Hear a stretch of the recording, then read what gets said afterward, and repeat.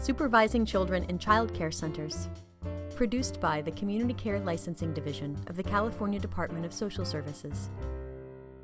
As the series host speaks off screen, scenes from several child care settings show adults attentively watching and responding to children. Licensing regulations concerning the supervision of children in child care centers are meant to achieve these important goals. That children in your care are in view of a teacher or an aide at all times to ensure their safety.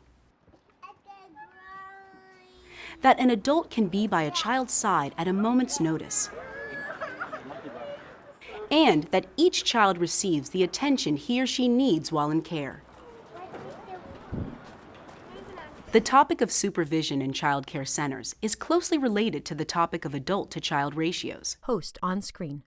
For this reason, you are encouraged to also view the video, Teacher-to-Child Ratios in Child Care Centers. The corresponding webpage briefly appears. For a more complete understanding of the relevant licensing laws and regulations. On screen, two licensing representatives speak. In the context of licensing laws and regulations, supervision in child care centers refers to the visual supervision of children by teachers and aides at all times. Supervision helps prevent and minimize accidents and injuries in the child care setting and increases the quality of care offered to young children. The host speaks, and the questions she asks are displayed on a whiteboard. How does community care licensing define supervision in child care centers? A teacher supervises children outside. Supervision of children must be 100% visual at all times. Host on screen. That means that teachers must always be able to see all children, whether they are in the classroom, outdoors, or in any area of the child care center. Okay, big kids, let's go to our usual spots. Here are some key points to keep in mind about visual supervision. The most accurate way to ensure that no child is ever left behind during a transition is to conduct a face-to-name check before and after changing locations. That is, visually identify each child whose name you call. Is Layla here? Yeah. Is Miranda here? Yeah. Is Senan here? Yeah. Is Justice here? Yeah. And all children must be escorted by a teacher or aide to the restroom, whether individually or in groups. What are some best practices for supervising children in a child care center? As the host speaks off screen, a series of playground scenes shows teachers supervising children as they play. Careful, Max. You're on the football field. You should frequently scan the entire area to confirm the safety of all children present. Position yourself where children cannot get behind you or go out of sight. If enough adults are present, have an adult stay near high-use areas, such as the play area, jungle gym, or craft tables. Look how big my show is!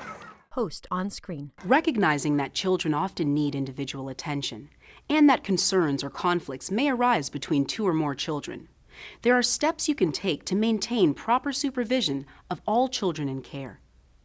Teachers and aides should communicate with each other to ensure all children are being supervised at all times. If your attention needs to be focused on an individual child or a portion of your group, make sure another teacher knows to supervise the rest of the children in your group. As the host speaks off screen, children and teachers interact in large and small groups. Fernando, you may go make choices. And, if possible, identify classroom activities that are best done in smaller groups. You might also consider adapting your staffing patterns during certain times of the day to ensure adequate supervision of all children, particularly if a variety of activities will occur at the same time. What do I need to keep in mind about supervision during transitions? Teachers and children move their arms up and down while going outside.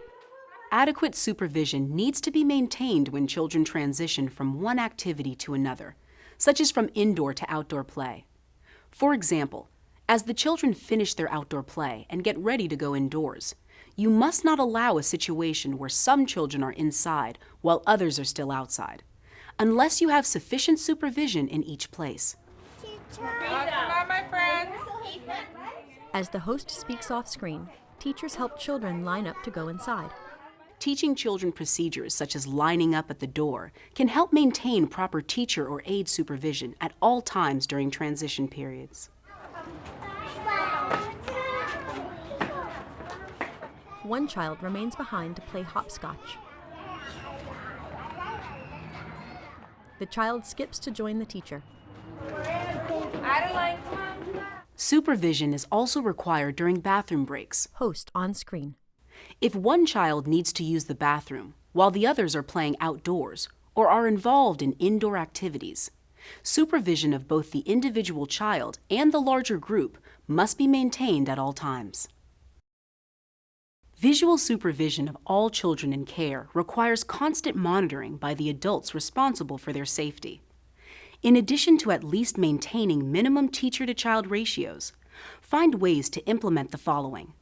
Make sure adults are present and use a name-to-face recognition strategy when transitioning children from one area of the center to another. Make sure a teacher or aide is always present with a child who is using the restroom. And position adults around high-use areas, especially where conflicts may arise. Children in child care centers require constant supervision and attention during play and other daily activities. As a child care center licensee, you need to take steps to provide supervision that will prevent and minimize accidents and injuries. Copyright 2016, State of California.